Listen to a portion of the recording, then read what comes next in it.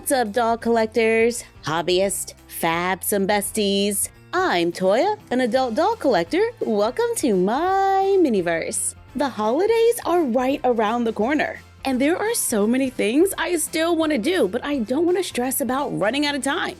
I want to make a doll scene that I can display in my living room. So let's break it up into 12 small projects that can be done in an hour or less. And I'm giving myself an hour because I feel like that's a little bit more realistic when you have to factor in things like drying time. I tend to be a little impatient and want to be able to do everything in like 15 minutes, but that rarely ever happens. So for our first project, let's just make the floor. We can recycle some cardboard if we have any on hand and glue down scrapbook paper, but I want to use this wood circle that I found at the dollar store. It's just the right size to fit in my living room, and it cost me $1.25. I grabbed some paint, Mod Podge, a ruler, and a craft knife. I set a timer for an hour and get started. First, let's remove the tag. I use my ruler to draw a line to divide the floor into an inside and an outside. Then going in the same direction of the grain, I draw a few lines, then carefully carve out the lines using my X-Acto knife. I follow the line going all the way down at an angle, then flip the board and repeat on the other side of the line. Watch out for splinters and sand if needed. Oh wow, that took a nice amount of time. I brush it with watered down paint up to the line drawn. I place it under a fan so it dried pretty quickly. Brush it with a layer of Mod Podge. I paint the outside white. While waiting for it to dry, I take out a few wooden beads left over from another project that I found at the dollar store. I paint them brown to match, and once they're dry, I glue them underneath. Of course, the beads are totally not necessary, but it's just going to give it a little lift and sell the idea that this is a display. And I'm done with the floor with over 12 minutes to spare. Now let's add the wall. For this project, I'm using cardboard, clear plastic from packaging, skinny sticks, hot glue, and probably some paint. Start the timer. My wall is going to be about 10 inches wide. On the cardboard, I draw a 10 by 13 inch rectangle. I cut out two with the corrugated lines going in different directions. In the comments, a Fabsome Bestie said that would make our cardboard stronger, so I'm giving it a try. Let's give the ceiling a tiny slant. So I went down an inch on the sides and then cut a line to the center. Mark and cut the other piece of cardboard to match. I use skinny sticks to plan out a window, cut it out from both pieces of cardboard. All that measuring can take a nice amount of time. I want my walls to have texture, so I'm using hot glue to make a few stones, then paint it. I'm going with gray. I paint skinny sticks white. I paint the other wall a pale peachy brown and add little bits of Kleenex for texture. Cut a piece of plastic from clear packaging that's slightly larger than the cutout. I paint the stones to bring out more of the detail, then glue the two sides together. I glue the clear plastic from packaging to the outside, then glue on the skinny sticks. Repeat on the other side, covering the inside edge of the cardboard. And I just ran out of time. Making the hot glue stones did take a minute, but now we just have to finish the window. I use more skinny sticks for baseboards to cover the raw edges on the sides and the roof. But the wall is now done. Now this took me about an hour and 20 minutes, but you could probably keep it on schedule if you skip the hot glue rocks and use scrapbook paper instead. Now I can glue the wall to the base to add to our scene.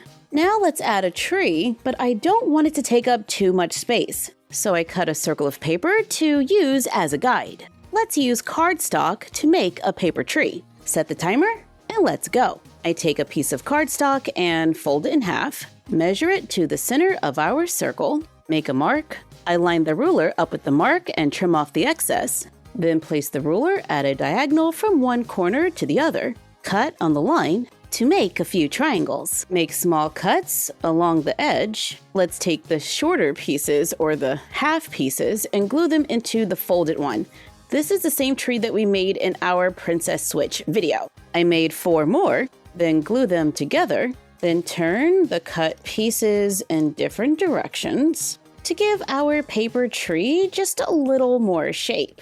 Then add it to our room, and I still have 22 minutes to spare. So we can take the scraps and make a smaller one to go outside the window. Now let's use some of the leftover cardboard to make faux presents. We can use a few printables for wrapping paper. This is from last year's gingerbread theme. I added a new printable, making the wrapping paper a little longer. And of course, you can always use scrapbook paper or wrapping paper from home. Now let's start the timer for the next craft. Let's cut the cardboard into smaller pieces, like 1-inch squares, so we can stack and glue together. Then cut out the wrapping paper printable. Then use it to wrap the stack of cardboard just like a present. Folding in the sides, making little creases, then folding them over and gluing them down. Glue on a little ribbon and add a bow. That only took about 13 minutes, so I think we can make a few more. We can cut a square and strips, then glue them underneath. To make an open box, cover it with wrapping paper, wrapping and gluing it over the edge. Add ribbon just like before, gluing it underneath, then taking it around the sides and gluing it again. Glue in a little tissue paper, add a bow to the other side to make a present that looks all wrapped up on one side, but when we flip it over, we can pretend like it's been opened on the other side. In the comments on our toilet paper roll Christmas tree video, some of you suggested that could be a fun way to hide a battery pack for lights. So let's just use the card that comes with the lights to make a box. I cut a small notch for the cord, then cover the box with paper just like before. Add a ribbon and a bow to make a cover for the battery pack, so we can turn it on and switch out the batteries whenever we like and store it in our room in plain sight. And we're done with 9 minutes to spare. For the next project, let's add the lights to the tree. Start the timer. Let's glue part of the cord into the tree, bringing the lights to the top. Then let's just begin wrapping them around our little paper tree. Let's add a beaded garland using thread and hot glue. On a silicone mat, I just put little drops of glue on the thread, going all the way down. Allow the glue to cool, then just lift it from the mat. Move it over and start again to make a long strand of hot glue beads that we can add to the tree for a little decoration. With drying time, it still took less than an hour. Let's use hot glue to make more ornaments. Start the timer and make larger drops of hot glue on the silicone mat. We can make them in different sizes, allow them to cool, then lift them from the mat. I add a small drop of hot glue right on top and allow it to cool. I brush the larger dot with a little paint. I'm giving this one a little pearly finish. Then paint the smaller drop of glue gold to make bulbs for the tree. Then glue them on to add more decoration to the tree. Making those took a little over 30 minutes. Let's use more of the clear plastic from packaging to make another type of ornament. Start the timer and cut the clear plastic from packaging into thin triangles. But be careful because these can get kinda sharp. Then I add a little hot glue, adding a little glue onto those sharp edges to make miniature icicle ornaments like I did for my real tree last year. If we glue them on near the lights, we can get a little glow and add a little more shine to the tree. And it didn't take that long, so if we wanted to add more, we totally could. But let's grab some fabric and some recycled boxes to make a chair. Years ago, we made a chair by using a few cereal boxes. So I'm going to take some ideas from that and cut this box. Oops, let's start the clock. I cut the box to 3 inches. Then I place my doll inside and sketch the side of my chair. I want my chair to be a little wider than this box, so I cut down the center to divide the box in half. Now I can cut on the line drawn, trace it onto the other side of the box. So we have 2, cut a leftover piece from the box and glue it into the center to get the extra space that I need. I take a second box, cut it open, and then trace the back of the chair. Cut it out. And now I have the front and back of my chair. I take the front with the tabs still attached, and let's fold them in to make our seat. Trace it on leftover paperboard, and I cut 3 from the scraps. I even had to glue a few together to get the third one. I glue the pieces to felt, so the back is covered, and the front, 1 seat cut out, and then a second where I added a few extra layers. Then I covered the third one with black felt and wrapped it over the edge. I set this piece aside and cover the other pieces with fabric. When I glue the fabric to the front, I add a little fluff inside, then glue it at the bottom.